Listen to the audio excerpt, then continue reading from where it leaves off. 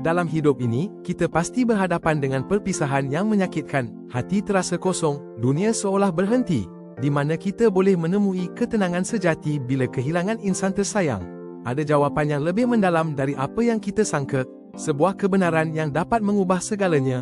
Kisah purba dari kitab Kejadian bab 23 menceritakan Nabi Ibrahim. Setelah kehilangan isterinya, Sarah, beliau berduka, tetapi juga menunjukkan iman yang luar biasa. Dengan penuh kasih dan pengharapan, beliau membeli sebidang tanah untuk Sarah bersemadi. Ini bukan sekadar urusan biasa, tetapi satu tindakan penuh makna rohani yang mendalam.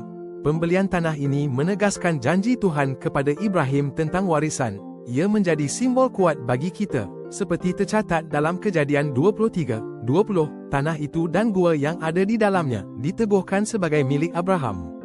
Ini mengajar kita bahawa dalam setiap kehilangan, Tuhan sentiasa ada untuk berikan penghiburan dan menjanjikan harapan abadi. Kita punya tempat abadi di dalamnya.